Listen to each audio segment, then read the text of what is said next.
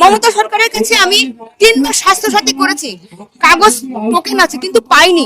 হ্যাঁ, কারণ আগের যে গভর্নমেন্ট ছিল তৃণমূল, ওনারা তো বিভিন্ন কোনো এই সমস্ত ক্রাইটেরিয়া কিছু দেখেনি।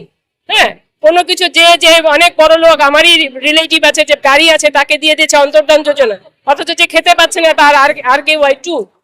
এটা আমাদের খুবই ভালো লাগছে, খুব আনন্দের বিষয়, যেহেতু আমরা অনেক আগে আসার আগ দিয়ে অনেক অনেক সুযোগ সুবিধা দেবে প্রতিশ্রুতি দিয়েছিল, কিন্তু সেই মাফিকই কাজ শুরু করেছে।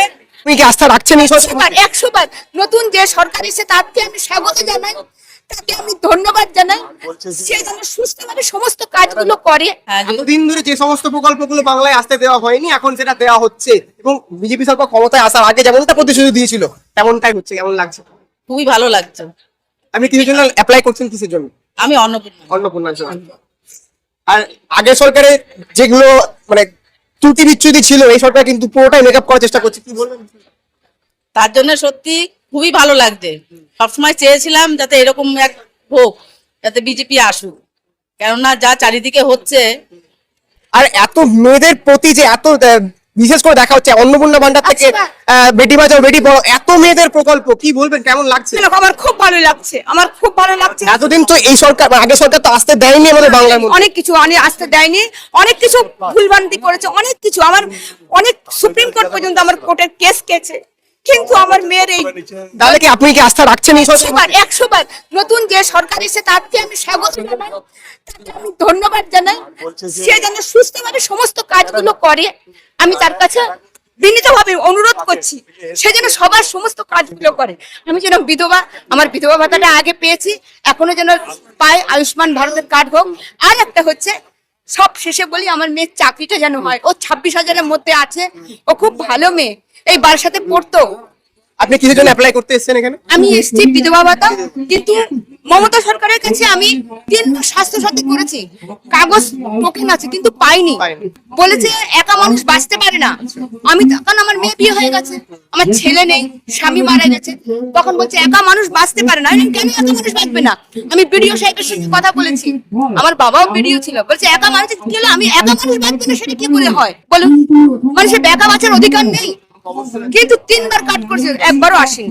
আমি এই সরকারের কাছে আস্থাকে রাখছেন? 100বার 100 আসছে, এই সরকারের কাছে আমি আস্থা রাখছি।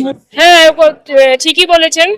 অনেক কিছুই এখানে এসে দেখতে পাচ্ছি, বিভিন্ন ধরনের প্রকল্প, লোকজন আসছে, সবাই হাসি মুখে বিভিন্ন সেবা গ্রহণ করছে। কিন্তু আমার একটা প্রশ্ন আছে, সেটা হলো এখানে এসে আমি জানতে পারলাম যে যাদের রেশন কার্ডে মানে ওনারা AY PHP ওইগুলোতে মানে আপাতত ওইগুলোতেই দিচ্ছে আয়ুষ্মান ভারত, আমি যার জন্য এসেছি। তো আমাদের হচ্ছে অনেকই আছে যে RSKY 1 এবং 2 আছে, এবং ওদের মানে দারিদ্র সীমার নিচেই আছে, ওদের দেওয়া উচিত। হ্যাঁ, কারণ আগের যে গভর্নমেন্ট ছিল তৃণমূল, ওনারা তো বিভিন্ন কোনো এই সমস্ত ক্রাইটেরিয়া কিছু দেখেনি। হ্যাঁ, কোনো কিছু যে যে অনেক বড় লোক, আমারই রিলেটিভ আছে, যে গাড়ি আছে, তাকে দিয়ে দিয়েছে অন্তর্ধান যোজনা, অথচ যে খেতে পাচ্ছে না তার আর কে ওয়াই 2, হ্যাঁ, আর কে ওয়াই 1। এই জিনিসগুলো আমি অনুরোধ করব নতুন বিজেপি সরকারের কাছে, আপনারা এগুলো যাচাই করুন, বাড়ি বাড়ি গিয়ে যাচাই করে যারা সত্যিকারের প্রাপ্য তাদেরকেই আপনার আয়ুষ্মান ভারত, তারপর আপনার বিভিন্ন যে আপনাদের রেশন কার্ডের যে সুবিধাগুলো সেইগুলি দিন। এটা গভর্নমেন্টের কাছে আমার অনুরোধ।